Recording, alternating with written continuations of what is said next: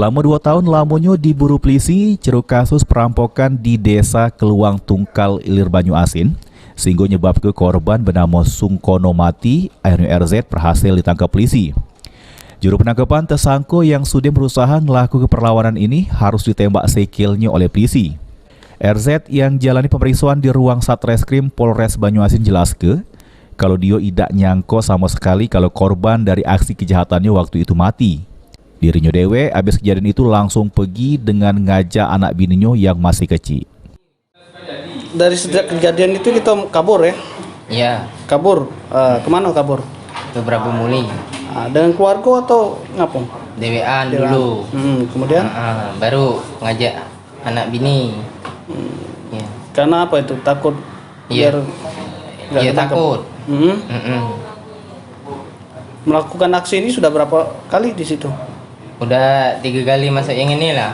3 kali? Iya. Motornya dapat bagian berapa? Motor waktu yang melakukan kedua kali itu dapat bagian 500. Iya. Tersangka RZDW sudah cukup lama dicari polisi, sehingga pas polisi mengetahui keberadaan RZ dengan gancang melakukan penangkapan. Jadi untuk TSKR ini kita tangkap, kita amankan berdasarkan kasus pencurian dengan kekerasan ataupun begal yang sudah dia lakukan di daerah Tukalilir.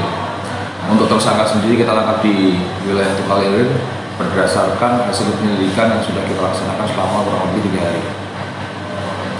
Dari hasil pemeriksaan bahwa tersangka sudah melakukan aksinya lebih dari 5 kali dan kemudian sempat buron selama 2 tahun. Tersangka juga merupakan aktor utama ataupun eksekutor yang menyebabkan korban dari pencurian kekerasan tersebut meninggal dunia. Nah, ini ada komplotan sebenarnya. Masih ada berapa sisa lagi anggota mereka yang masih kita kejar? Untuk sementara totalnya adalah 5 orang, 3 sudah kita amankan dan 2 lagi masih dalam pengejaran. Tersangka RZDW oleh polisi dijerat pasal 365 KUHP dengan ancaman hukuman paling lama 10 tahun penjara. Ini RZ mesti nebus kesalahannya di balik jeruji besi Polres Banyuasin. Sulaiman, PAL TV.